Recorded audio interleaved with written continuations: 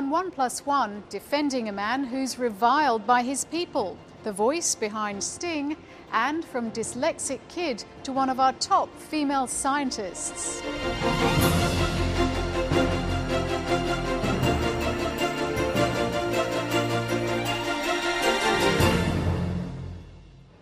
Hello, I'm Jane Hutchin. Welcome to the program. As one of the UK's leading criminal barristers, Courtenay Griffiths has made it his life's work defending those accused of serious crime. But after 15 years, he found himself on a depressing treadmill, watching a lot of young men go to prison for long stretches.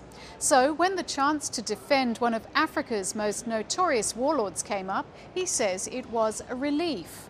That client is Liberia's former president, Charles Taylor, who's on trial at The Hague for crimes against humanity. Courtenay Griffiths is speaking with Philip Williams in London. Well, Courtenay Griffiths, welcome to 1+1. And thank you for having me. Your name conjures up courtroom drama and protecting the bad guys. Are both those images correct, or where am I wrong with that assessment? Well, you're wrong to the extent that I don't live on a, diet of bad guys, because as far as I'm concerned, everyone is innocent until proven guilty. So to prejudge the issue really isn't something that I approve of. That was a presumption on my part then. But you, when you're in the courtroom, you don't hold back, you're quite dramatic, and you're very forceful. Where did you learn those arts, and how important do you think is that personality behind the persuasive arguments that you're driving? Well, I think that advocacy of any form has to be informed by the personality of the advocate. And that's part of my personality, that if I'm asking you a question, I want you to give me an answer. And if you persist in trying to evade an obvious answer, I will be equally persistent in pursuing you. Did you have a blood diamond party in your offices last Friday night? So how do you know he might have agreed? Simple question. I don't know. So why did you tell the judges that a few minutes ago, if you don't know? Well, Are you in the habit of saying things you don't know about? You look like you're enjoying it, I must say. Well, I may well look like I'm enjoying it, but people don't seem to realise that in a situation like that, as an advocate, you get into a zone.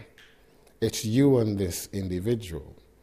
And you try and cut out, to some extent, what is going on around you, because you're listening to the answers, you're concentrating on the facial expressions, the body language of the individual, because all of those provide you clues as to the next question you're going to ask. And also, to an extent, because advocacy is a performing art, yes, you are performing.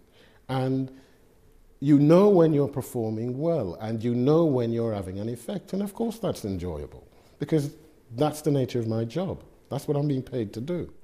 Now, Charles Taylor is regarded by many as the devil incarnate, as having committed horrendous crimes against his own people. Now, without prejudging whether that is a correct assessment of him, how do you cope with defending people that the majority of the population regard as bad, as evil even? I've never had a problem with that, Philip, and the reason why I don't have a problem with it is this. At the end of the day, as an advocate, I'm there to present an argument on behalf of a defendant. The prosecution are there to present their case. At the end of the day, it's either the judge or the jury who bring out a verdict of guilt or innocence. And yet, are there times when you've thought your client was guilty, but they've got off? As an advocate, of course, you look with experienced eyes at the evidence before you, and you may have doubts about the accuracy and truthfulness of the instructions you're receiving from your client. But at the end of the day, it's not your job to go in court and declare this person guilty. Your job is to defend, and so consequently, it would be quite wrong for me to be making final judgments as to the innocence or guilt of any person I defend. What is it in your background, do you think, that has made you such a high profile, got you where you are today, and got you the sort of attention of so many people over the last few years? Well, as a boy growing up primarily in the United Kingdom, because I was born in Jamaica, but I came to the UK when I was 5 years old, and I effectively grew up here. I'm an Englishman, I'm a POM. But at the end of the day, you know, growing up as a young black boy in England, at that time in the 1960s and 70s, we had to confront a great deal of racism, much of it directed at us by the police and the system of criminal justice here in the United Kingdom. And I was adamant that I would like to take the struggles that we necessarily had for equality in the 60s into the courtroom. When you were being picked up by police as a youngster, unfairly so, because you were black, did that ingrain an anger in the system? I mean, in the system of so-called justice for you? Yes, there was a sense of anger. But I must say that over the years, particularly since I started to sit as a part-time judge, that I've mellowed somewhat, and I've now become able to see both sides of the story. And I can see that, for example, the vast majority of policemen today try their best to do what is an extremely difficult job, and the vast majority of them do it well. But as an institution, I still have certain problems with the police, because when you look at statistics, for example, that young black youngsters are still statistically much more likely to be stopped and searched by the police, you have to ask, why is that at the beginning of the 21st century? Does that reflect prejudice? Yes, it does. And more than prejudice, it reflects the racism in those societies. And my concern, now that I'm operating in the area of international criminal law, that we could well be replicating those attitudes at an international level. Because currently, every single person indicted before the International Criminal Court is from, guess where? Africa. And that concerns me. You're saying that the basis of it is racism? I think, as currently operated, yes. That's a pretty serious conclusion to reach for an international court, isn't it? Yes, it is. And I think it's a correct one, because one has to ask oneself, are conflicts limited to the African continent? Why, for example, is there not a global uproar about the fact of what Israel did in Gaza a couple of years ago, using illegal weapons? We all know, for example, that the war in Iraq was illegal. Do you honestly think, Philip, there's ever going to be a prospect of a Tony Blair or George Bush being put on trial? You and I know it's never going to happen, because international criminal law, as currently practiced, places certain powerful countries above the law, and I don't accept that. Isn't that more international politics rather than institutionalised racism? Well, I think the two are intertwined. I think the two are intertwined, and I'll be quite blunt with you. As far as I'm concerned, international criminal law now is being used on the African continent as a neo-colonialist tool.